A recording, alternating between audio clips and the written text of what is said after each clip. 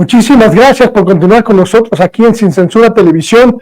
Yo soy Luis Guillermo Hernández y, como le digo, hoy estoy supliendo en ausencia a nuestro estimado Vicente Serrano.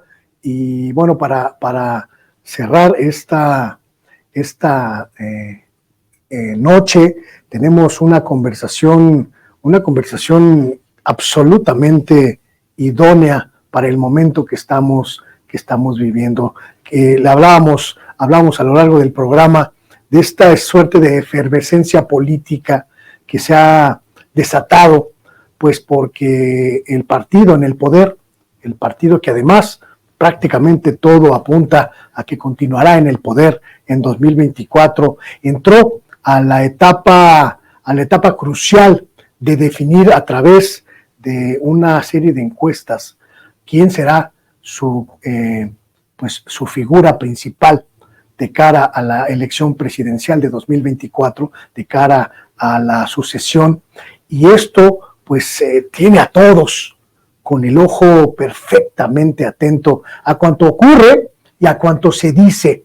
Y quizá una de las figuras que mejor conoce el escenario interno, que mejor conoce lo que está ocurriendo allí, sea el senador César Cravioto, senador por la Ciudad de México, y uno de los elementos clave del partido en esta capital. Le doy la bienvenida esta noche. César, muy buenas noches, senador. Bienvenido a esta charla. Están las cosas, pero verdaderamente candentes. Están calientitas, como diría el presidente López Obrador, cuando son el tipo de proceso, alguna definición que se tenga que realizar, siempre las cosas se ponen un poco candentes, pero va a pasar una vez que se tome la decisión el 6 de septiembre con la encuesta.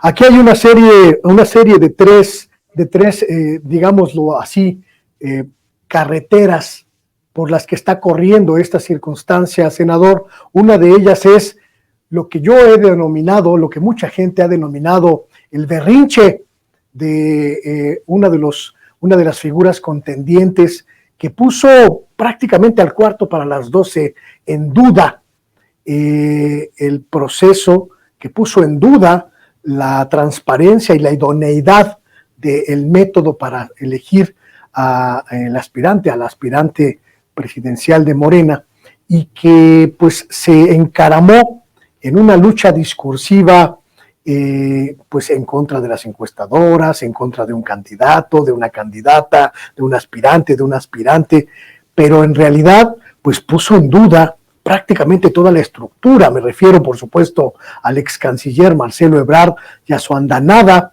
abierta, explícita, expresa en contra de Claudia Sheinbaum. ¿Cómo se interpreta esta circunstancia, senador? Bueno, yo creo que todo mundo tenemos que ser serenos. Es una contienda entre compañeras, entre compañeros, y ya cuando pasemos a la otra etapa y ya nos enfrentemos a la derecha, que ellos son los verdaderos rivales, pues ya las estrategias son otras.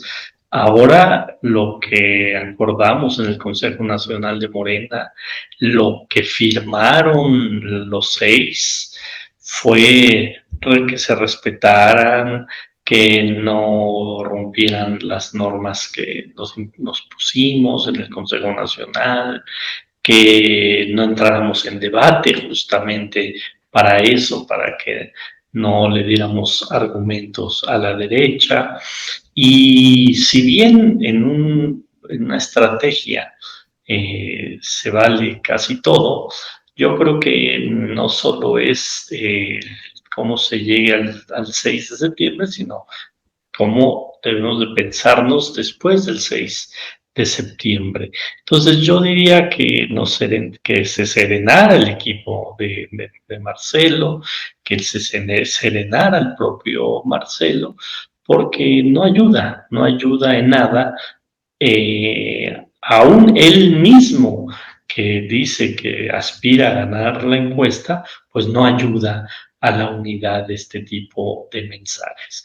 Lo que les ayudaría más sería serenarse, sería tranquilizarse, sería hablar de las cualidades de él, que por supuesto que las tiene, en lugar de andar denostando el proceso y a la compañera Claudia. Senador, se puede construir la unidad en el partido, se puede construir la unidad en el movimiento cuando la desconfianza, cuando los intereses, en algunos casos entendibles, finalmente es la disputa por el poder la que está en juego, se sobreponen a la camaradería, al compañerismo, a el avanzar juntos en pos de un proyecto? Bueno, yo espero que pasando la encuesta todo el mundo abone a la unidad con quien gane dicha encuesta.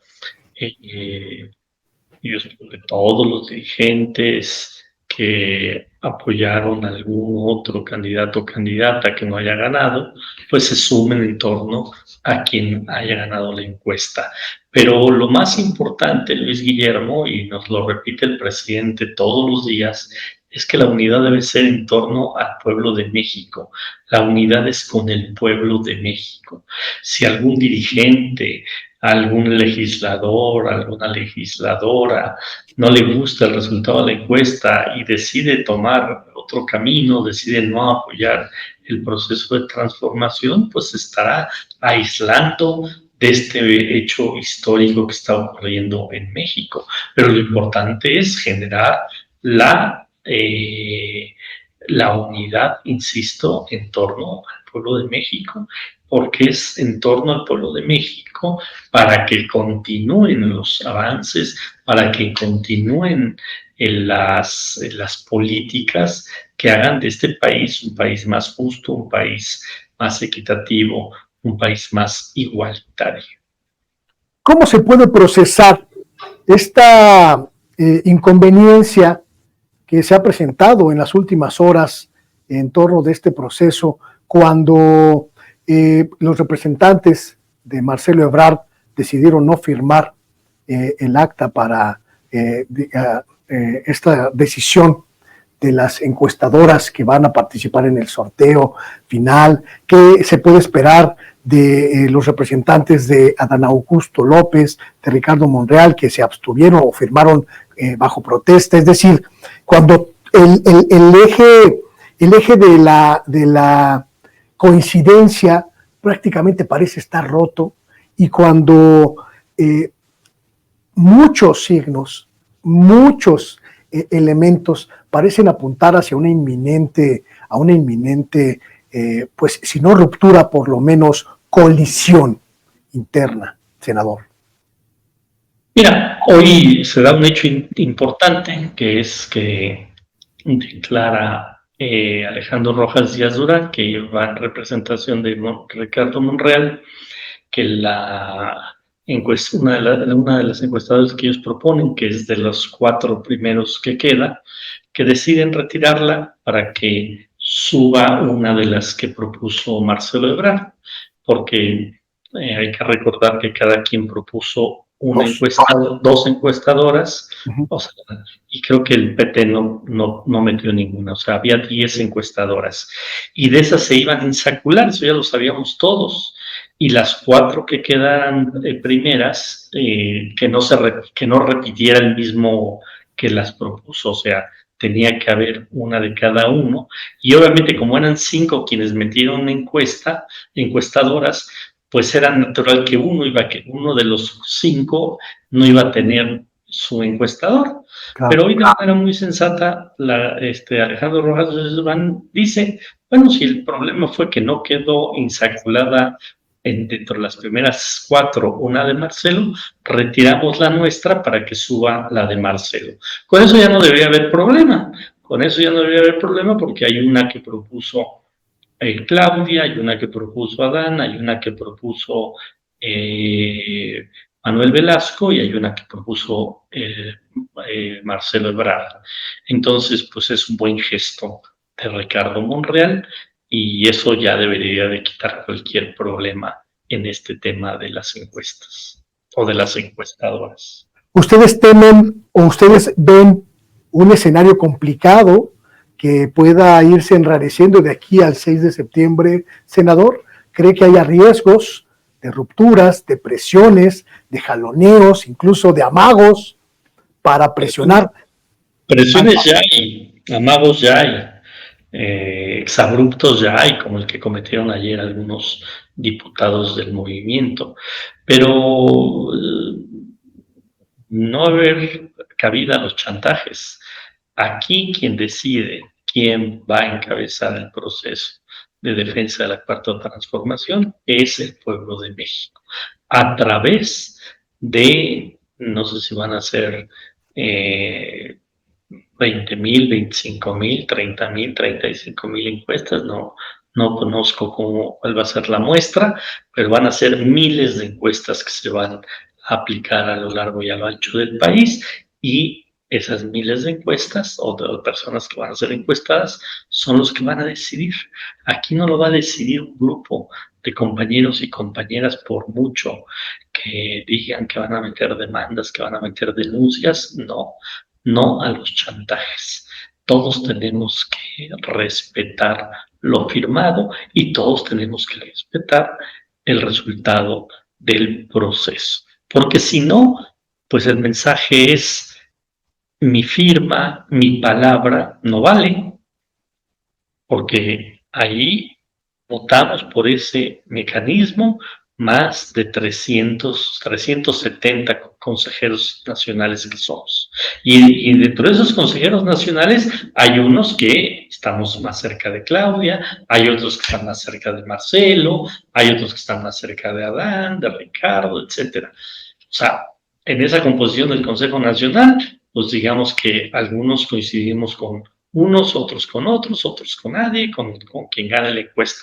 Y además, ese acuerdo que se votó por unanimidad en el Consejo Nacional, lo firmaron los 6. O sea que si alguno decide no reconocer este proceso, no reconocer el resultado de este proceso, pues no está reconociendo su propia firma, no está reconociendo a lo que se comprometió y eso pues sería en detrimento de ese compañero. ¿Qué ánimo prevalece hoy, senador, en el círculo cercano a la doctora Claudia Sheinbaum?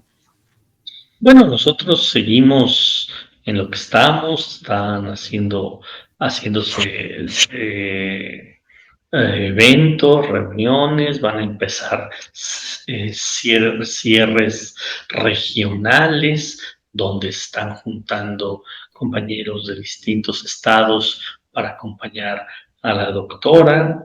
Mañana estará en el Estado de México, ahí empezarán los cierres regionales y terminarán el domingo, creo que en Veracruz, el sábado va a estar en la Ciudad de México, el miércoles va a estar en Monterrey, va a estar en Jalisco, en Sinaloa, o sea, va a estar haciendo cierres regionales.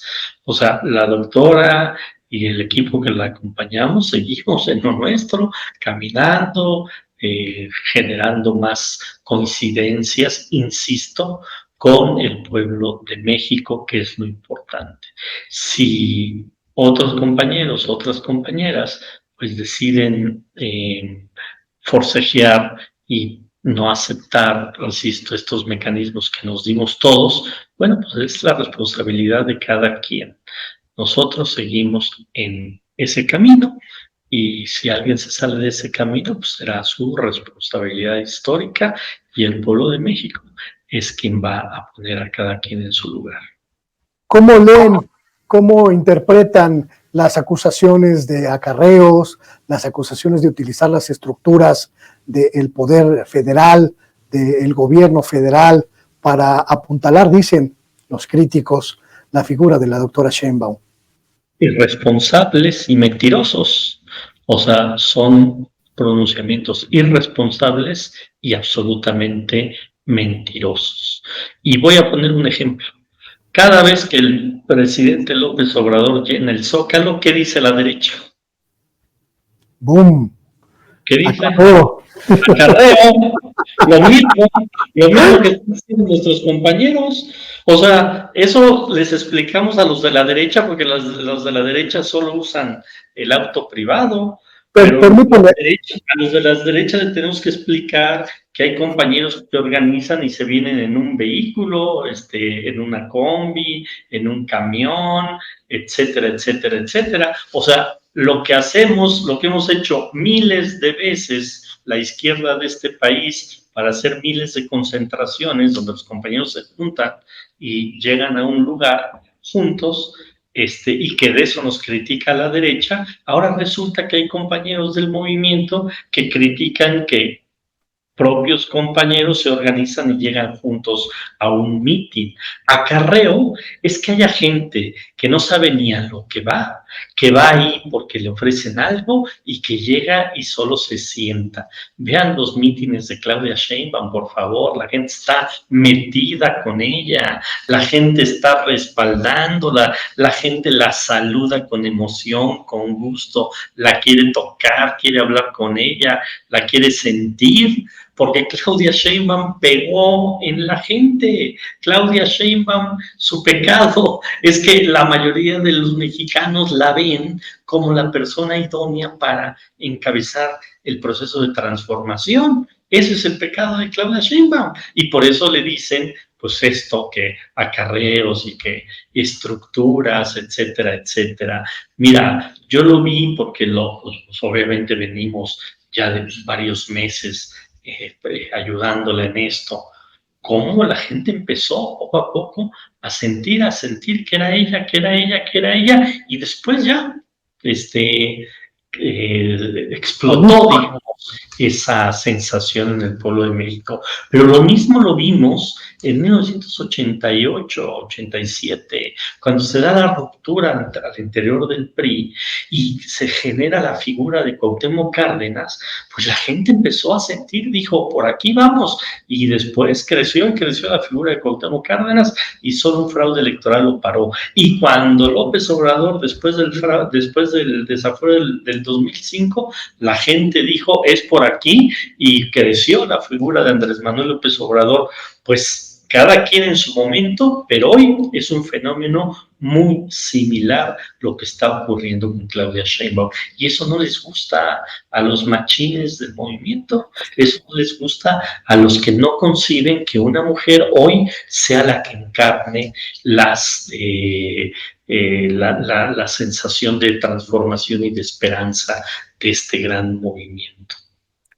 Decía yo hace algunos días en mis espacios sociodigitales, senador, que quizá el gran éxito de esta etapa, en esta etapa de recorridos nacionales de Claudia Sheinbaum, haya sido tener una conexión, una narrativa perfectamente clara, la narrativa de que una mujer bien preparada, perfectamente capacitada en cuestiones de tomas de decisiones, en gestión de poder, en administración pública, podía optar por la presidencia de la República, y este discurso de que ya le toca a una mujer, pues aterrizó no solo en millones de mujeres, sino también en millones de hombres que entendemos o que podemos entender que quizá es el momento adecuado. ¿Coincide con este análisis o cree usted que hay otros elementos que han estructurado este momento histórico y este momento de las campañas, de las precampañas, para apuntalar la popularidad de Claudia Sheinbaum? Completamente de acuerdo con tu análisis. Primero, fue la muy buena gestión que hizo como jefa de gobierno. Segundo, el que es tiempo de mujeres pegó. Lo siento por los compañeros hombres que están compitiendo contra ella, pero él sí es un hándicap a favor de ella, que sea la única mujer en la contienda, que sea mujer, porque hoy se siente esa necesidad de que una mujer encabece los destinos del movimiento. Entonces, claro que pegó. Y es muy lamentable que haya compañeros y compañeras, mujeres del movimiento que siempre han defendido el feminismo, que no le reconozcan a Claudia esta arrastre que tiene en la sociedad, en el pueblo de México. Es muy lamentable que digan, no, no lo puede hacer sola, tiene que hacerlo con trampas. Qué lamentable el papel que están jugando algunas compañeras y algunos compañeros del movimiento que no le reconocen a Claudia ese crecimiento que ha tenido, esa fuerza que ha tenido, que ha sido con base en su propio esfuerzo, en su propia trayectoria, con sus propias posiciones, no de ahorita, Luis Guillermo, desde que fue estudiante en la UNAM y defendió los derechos de la educación pública gratuita,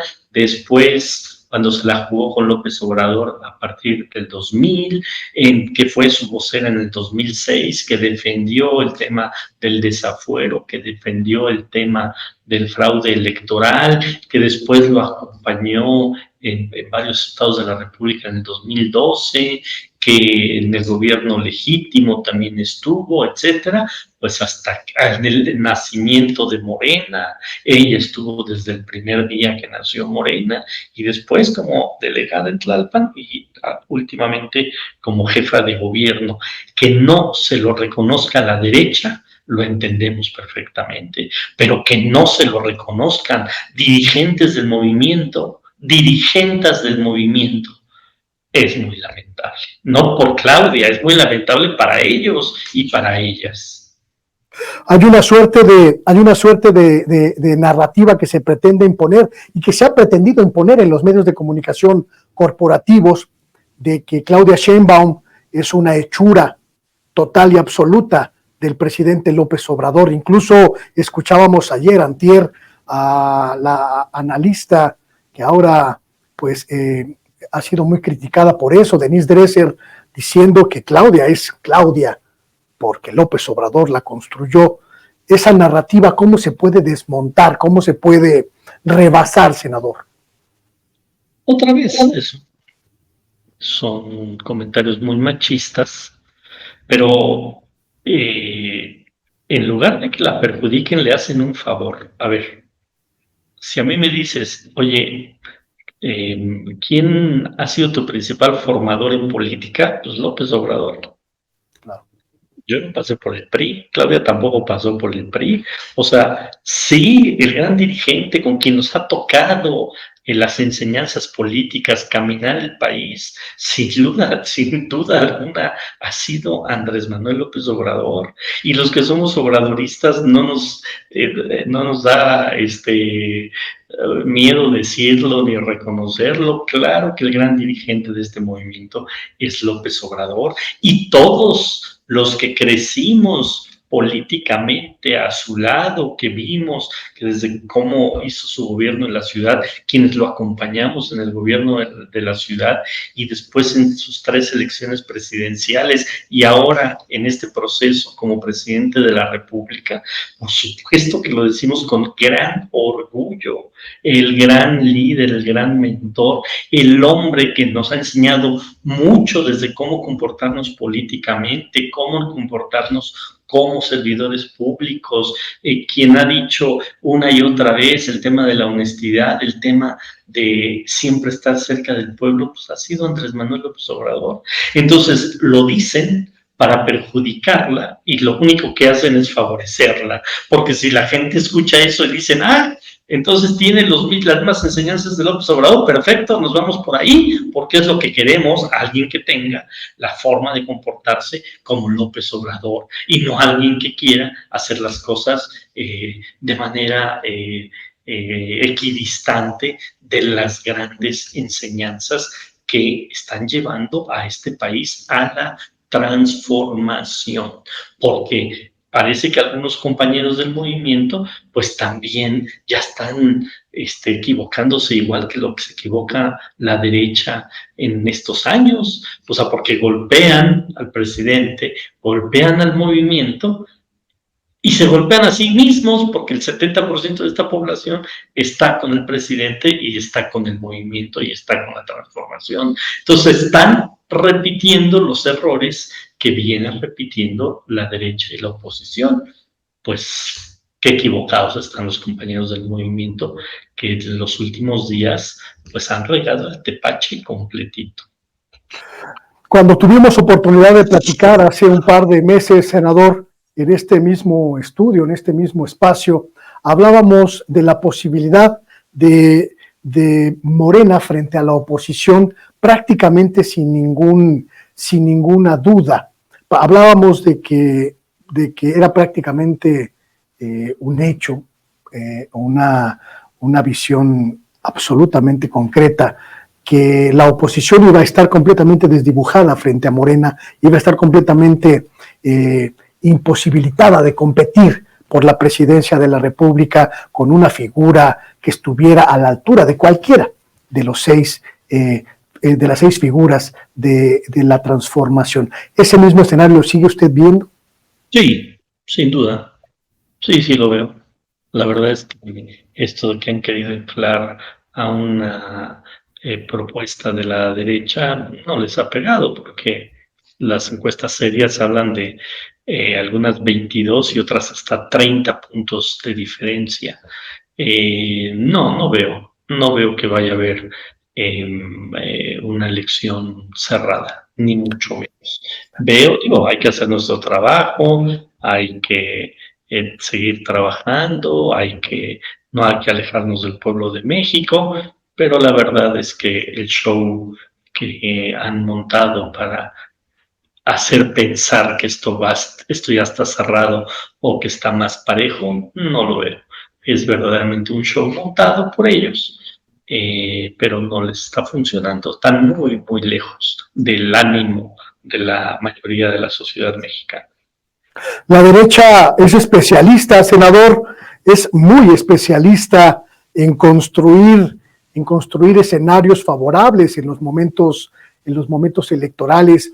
Es la derecha que tiene el control de los medios de comunicación, es la derecha que tiene el control del Poder Judicial, es la derecha que incluso todavía tiene enquistados en el aparato federal a muchas piezas, a muchas figuras, a muchos engranajes que van a trabajar y que seguramente ya están trabajando, senador, en este momento a favor de su causa. No tienen una estrategia específica para la posibilidad de que les echen montón todos estos poderes fácticos en la elección presidencial de 2024. Sí, nos van a echar montón, claro que nos van a echar montón, pero mira, es la misma derecha que en el 2018 les ganamos con 30 millones de votos, es la misma derecha que en el 2019, 20, 21, 22 y 23 les hemos ganado año tras año, elección tras elección.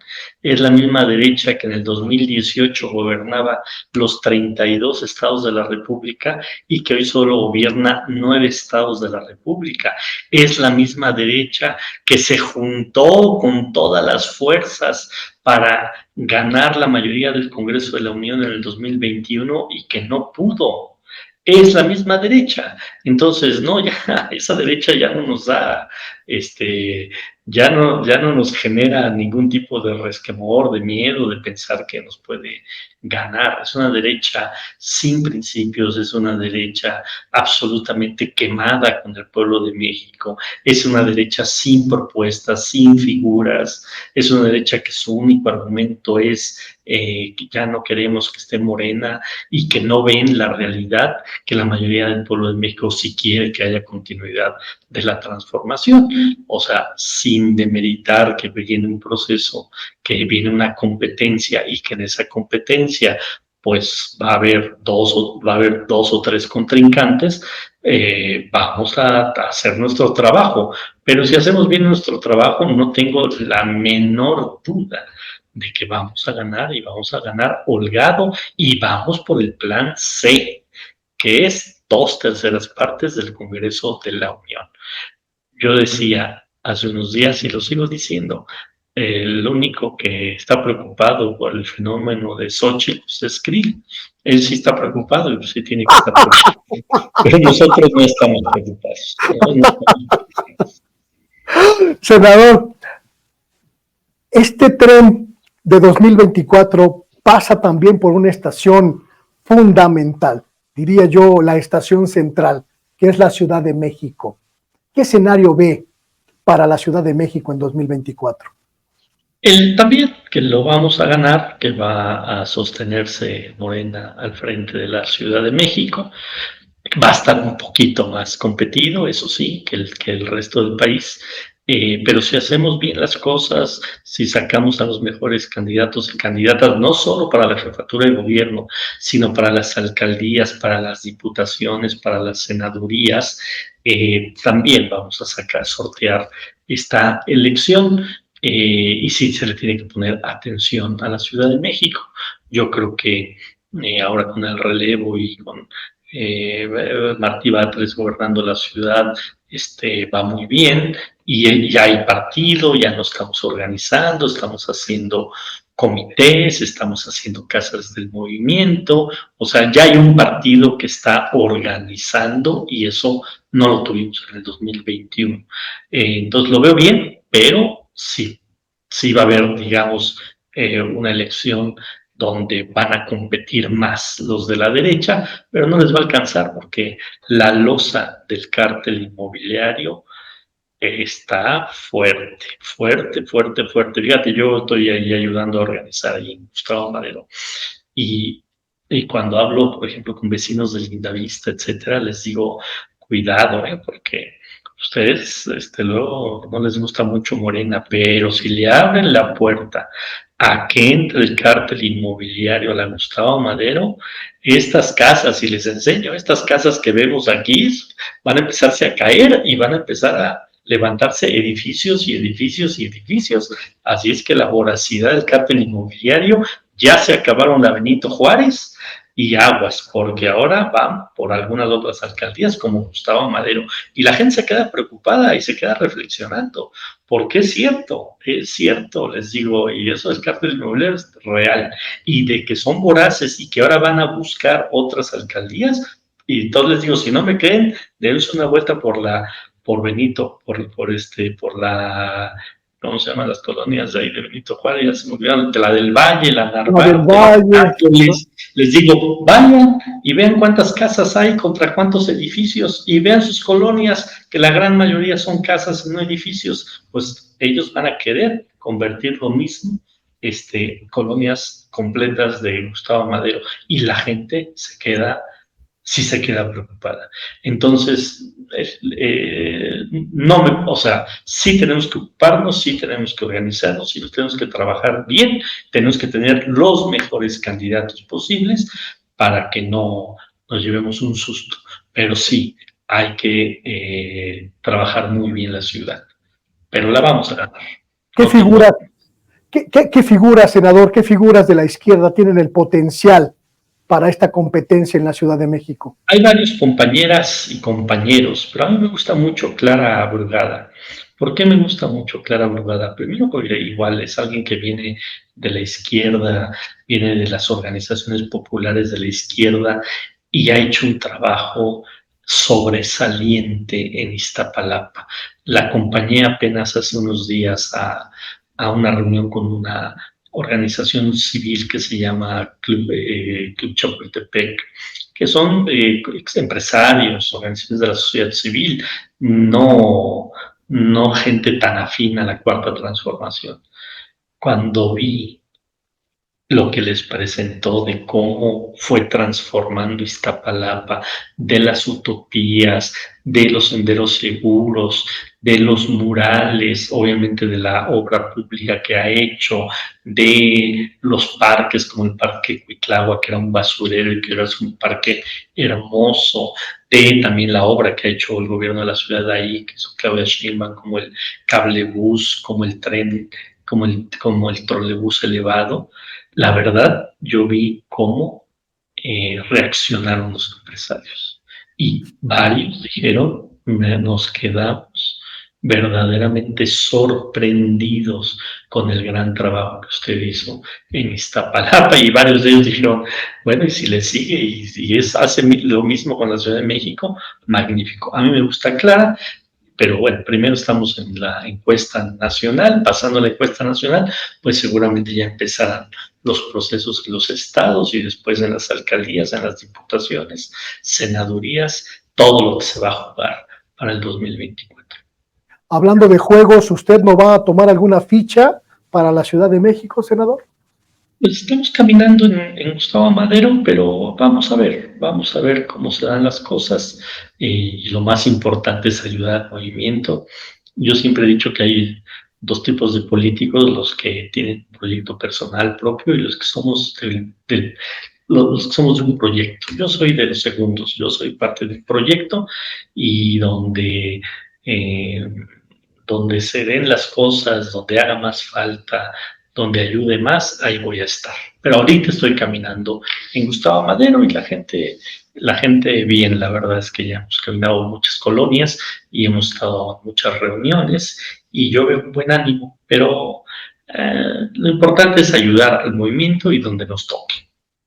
Hace algunas semanas platicábamos con el hoy jefe de gobierno, Martí Batres, y recordaba Martí, senador, que en las primeras luchas de la izquierda en la Ciudad de México, cuando por primera vez se ganó una posición en esta ciudad, caminaba el propio Martí con un jovencito llamado César Cravioto, y que desde entonces pues ya andaban en la brega política de esta ciudad, tratando de conquistar los espacios que después se ganaron en el 97, en el 2000, en el 2006, en el 2012, y recordaba esta figura, decía Martí, de un hombre congruente, de izquierda, pero también un hombre muy discreto. ¿Ese seguirá siendo su perfil, senador?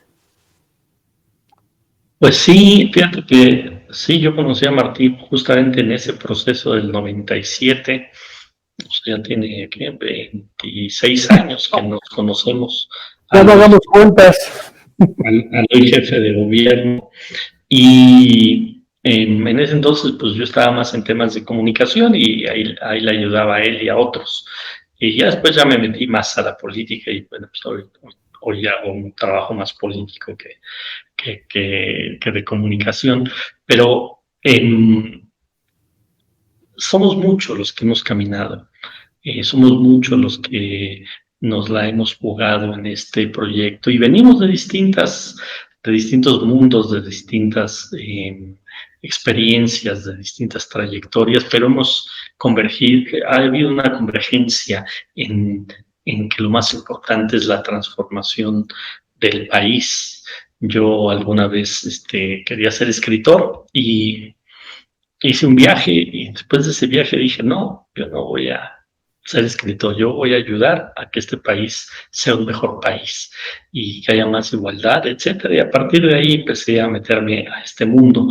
Y yo creo que así habemos millones de personas que no vamos a permitir una regresión de la derecha, que no vamos a permitir que los que mal han gobernado a este México lo hagan.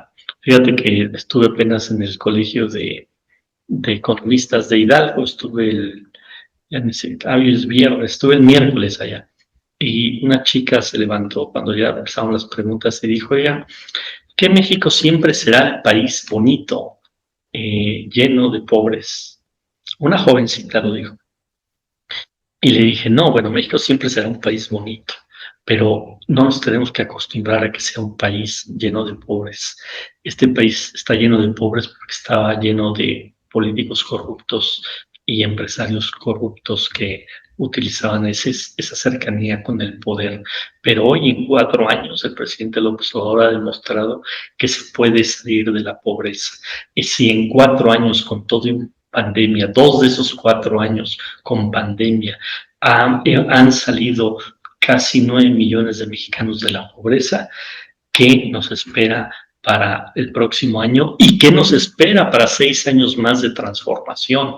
O sea, van a salir millones de mexicanas y mexicanos de la pobreza si seguimos por este proceso de transformación. Entonces, no hay que conformarnos, no hay que pensar que es un designio divino de que México sea un país bonito, con todos los recursos humanos, de mar, de tierras, de minería, de bosques, y que siga siendo un país de pobres. Este país, insisto, va a salir adelante cuando se termine de consolidar la cuarta transformación, y vamos a ver cómo después de que México era visto como un país de políticos corruptos y de muchos pobres y muy bonito, ahora se va a ver a México como un país bonito, como un país que es gobernado por gente decente, y que eso va a hacer que este país sea próspero, no para unos cuantos, sino para la gran mayoría de mexicanos y mexicanas. Pues ahí está, senador, ese deseo lo compartimos millones de mexicanos, millones de mexicanas, y es un deseo que se está construyendo poco a poco y del que seguramente seguiremos hablando. Quiero darle las gracias por su tiempo, por su visión, y pues a seguir abriendo el espacio y dejando abierta la puerta, senador, para poder charlar posteriormente con usted. Pues muy ahora sí que si le hubiéramos organizado esta charla ayer, hubieran pensado que fue por la coyuntura, pero no, ya estaba pactada esta reunión, ya desde hace varios días.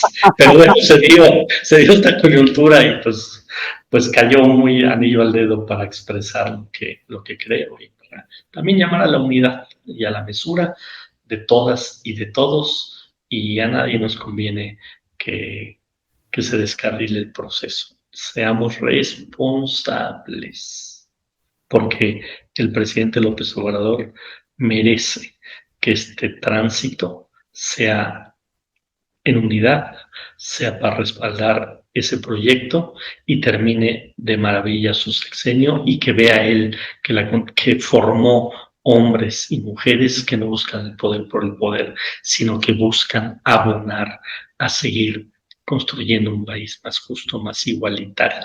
Creo que hasta por Andrés Manuel López Obrador todos tenemos que ser muy correctos en este proceso y no tratar de descalificar a nadie. Ustedes son los herederos de esa figura colosal que transformó a México, senador. Así es, y esa herencia nos obliga a ser muy, muy responsables. Muchísimas gracias, estaremos en contacto, muy buena suerte. Muchas gracias, un abrazo a ti y a todos los del equipo. Y ya dile a Vicente que ya regrese de vacaciones. Ya se van a acabar, ¿verdad? Él regresa en septiembre, ¿verdad? Él es como los machuchones de los medios de comunicación tradicionales. Se toman 2 meses de vacaciones, ya regresan en septiembre. Ahorita le mando un mensaje allá a las Bahamas. Que no agarre esas mañas, dile. Ahorita le mando un mensaje allá a las Bahamas, a ver si Tevin se le va ahí en la tanga, senador. Que está perdiendo un momento importante. Que se regresa antes de que de la encuesta, dile. Muchísimas gracias. Buenas noches, senador. Sin censura. Saludos. Bye. Ya ve usted esta idea que compartimos muchos del senador César Cravioto. De verdad, mucha gente en las calles, mucha gente en las plazas lo dice. Merecemos un país mejor, gobernado por gente decente. Sobre todo eso, gobernado por gente decente. Y en esa perspectiva, creo yo, el empeño va más allá de siglas, va más allá de grupos, va más allá de figuras, y llega a la esencia de la sociedad que somos, una sociedad que busca lo mejor y que merece lo mejor. Ahí dejamos esta conversación. Le agradezco mucho que me haya acompañado en este espacio, en ausencia de Vicente Serrano, que pues ya bromeábamos ahorita con el senador Cravioto, anda en las Bahamas o allá en Aruba, quién sabe dónde ande. Ahí después nos contará él, a ver si trae el teléfono celular en la tanga o ahí junto al coco con ginebra. No, no se crea. El lunes ya regresa Vicente a este espacio. Yo le agradezco muchísimo que me haya acompañado y le espero también en Sin Censura próximamente. Buenos días, buenas tardes, buenas noches. Hasta pronto.